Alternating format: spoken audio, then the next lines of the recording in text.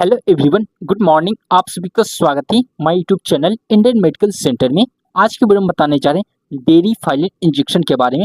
पूरा डिटेल से समझाएंगे, यूजेस, डोज और साइड इफेक्ट को अच्छा से एक्सप्लेन करेंगे।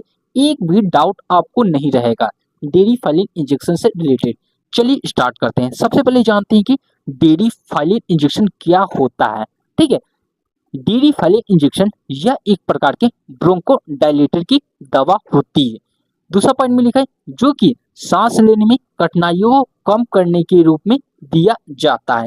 नहीं बोल सकते हैं कि इसमें क्या लिखा हुआ है डेफिनेशन में, डेयरी फाइलिन वह होता है जो कि आपको ब्रोंकोडायलिटी को क्या करता है, दवा के रूप में इस्तेमाल किया जाता है। ब्रोंकोडायलिटी का मतलब हो जाता है कि जो आपका ब्रोंकस नली होता है उससे क्या हो जाता है, जहां से आप सांस को पार करते हैं, फेफड़ा से सांस होता है, वहां से क्या हो जाता है, एक रुकावट आ जाता है, तो उसको क्या करता है, चौड़ा कर देगा।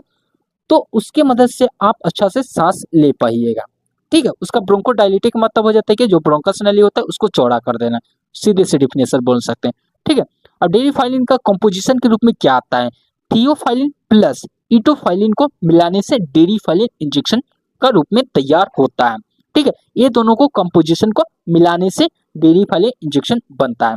ठीक है, अब हम लोग जानते हैं इसका पूरा यूज जानते हैं, एक एक पॉइंट यूजेज जानेंगे। ठीक है, डेरिफाइलिन का यूजेज का बात करें, इसमें पहला पॉइंट में लिखा हुआ है, जैसे कि बोल सकते हैं कि अस्थमा के रिलेटेड से प्रॉब्लम आता है तो उसमें आप ठीक कर सकते हैं, डेरिफाइलिन का उपयोग कर सकते हैं। नहीं बोल सकते हैं अस्थमा वाले पेशेंट में इस टैबलेट का इस इंजेक्शन और टैबलेट के भी फॉर्म में आते हैं। ऐसे नहीं कि टैबलेट बोल दिए तो टैबलेट नहीं आता है, टैबलेट के भी फॉर्म में आता है डेरिफाइलिन, लेकिन इंजेक्शन के फॉर्म में यहाँ बता रहे हैं। ठीक है, जो कि अस्थमा से जो होता है रिलेटेड होता है, उसमें आप ठीक करने के रूप में इस्तेमाल कर सकते हैं। जैसे कि बोल सकते हैं सांस फूल रहा है, घबराहट आ रहा है, खांसी को कम करने के रूप में दिया जाता है। वो नहीं जो कि आपको क्या हो जाता है कि खांसी होता है जो नॉर्मल होता है, उसमें नहीं, अस्थमा से रिलेटेड होता है, उसमें आप उपयोग कर सकते हैं, जो कि होता है कि डेरिफाइलिन इंजेक्शन का।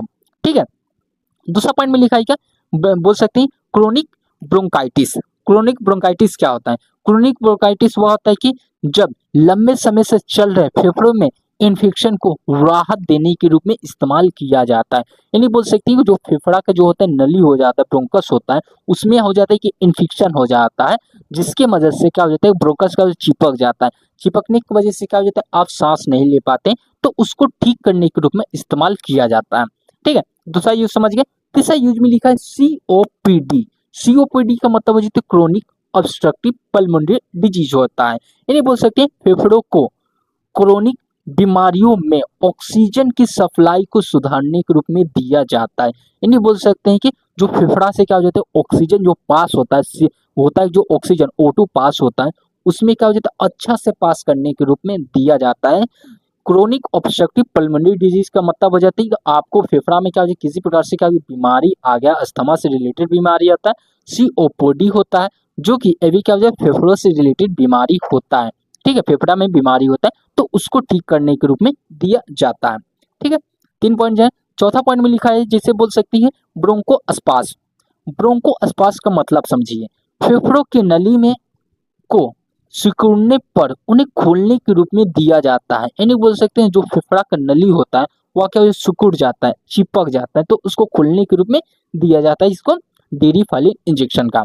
ठीक है, टोटल 4 यूज बताएं। पहला अस्थमा बताएं, दूसरा बताएं ब्रोंकोडायलिटिक के रूप में, सीओपीडी के रूप में, अब ब्रोंको अस्पास के रूप में उपयोग कर सकते हैं डेरिफाइलिन इंजेक्शन का।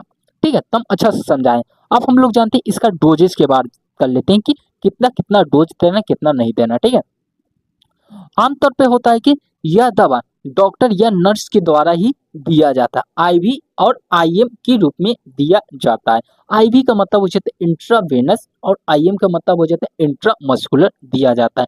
नर्स के द्वारा या मसल के द्वारा दिया जाता है, मांसपेशियों के द्वारा। ठीक है, यह आमतौर पर इटोफाइलिन और प्लस थियोफाइलिन मिला रहता है। इटोफाइलिन का मतलब हो जाता है कि 84.7 mg मिला होता है इटोफाइलिन, अब प्लस में थियोफाइलिन 25 mg का कंपोजिशन के रूप में मिला हुआ रहता है। इटोफाइलिन प्लस बोल सकते हैं कि थियोफाइलिन को मिलाने से डेरिफाइलिन का इंजेक्शन बनता है। ठीक है, बेसिकली इसका इस्तेमाल कर सकते हैं दिन में एक बार। ठीक है, आपको ज्यादा प्रॉब्लम आता है तब आप 2 बार इस्तेमाल करिएगा, वो भी जब आप एक बार इस्तेमाल किए फिर उसका 8 घंटा के बाद आप इस टैबलेट का इस इंजेक्शन को दोबारा रिपीट कर सकते हैं डेरिफाइलिन इंजेक्शन का। ठीक है। आमतौर पे यह जो डोज होता है उसकी उम्र के हिसाब से, यानी बोल सकते हैं कि जो जिसको भी दे रहे हैं, एडल्ट को दे रहे हैं तो उसकी उम्र के हिसाब से, बच्ची को दे रहे हैं तो उसका जो होता है वेट को गेन करिए, कितना वजन है उसके वजह से उसके वजन के हिसाब से आप इस इंजेक्शन का प्रयोग कर सकते हैं। ठीक है, समझ गए डोजेस के। अब जानते हैं हम लोग इसको साइड इफेक्ट के रूप में, यानी बोल सकते हैं क्या क्या साइड इफेक्ट आपके बॉडी में दिख सकता है। पहला साइड इफेक्ट के रूप में दिख सकता है जो कि कॉमन साइड इफेक्ट होगा, जो कि सिर दर्द होगा।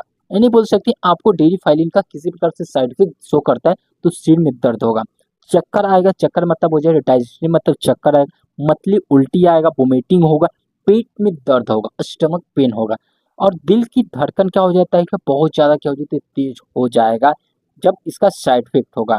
ठीक है, जो कि कॉमन साइड इफेक्ट। कभी कभी गंभीर साइड इफेक्ट होता है तो क्या हो जाता है आपका जो होता है ब्लड प्रेशर क्या हो जाता है लो हो सकता है, कभी कभी क्या हो जाता है हाई भी हो जाता है, इसका साइड इफेक्ट होगा, जो कि हो जाता है कि सीवियर साइड इफेक्ट होगा तब ये सब शो करेगा। ठीक है, अब हम लोग को क्या प्रिकॉशन के रूप में कि बोल सकते हैं कि क्या क्या हमको सावधानी रखनी चाहिए डेरिफाइलिन से रिलेटेड, इसको भी जान लेते हैं। कौन से मरीज को देना है, कौन से मरीज को नहीं देना है। ठीक है, यह जो होता है कि डेरिफाइलिन इंजेक्शन को दिल वाले पेशेंट को, यानी बोल से हार्ट वाले पेशेंट को, लीवर या किडनी की बीमारी वाले मरीज को बिल्कुल न दें। डॉक्टर की सलाह पर आप इस इंजेक्शन का प्रयोग कर सकते हैं, डॉक्टर जैसे बोलेगा उस तरह से आप उपयोग कर सकते हैं इस इंजेक्शन का, जो कि होता है कि डेरिफाइलिन होता है। ठीक है, कैफीन चाय ज़्यादा ना लें क्योंकि इससे आपको क्या हो जाता है बहुत ज़्यादा साइड इफेक्ट हो सकता है।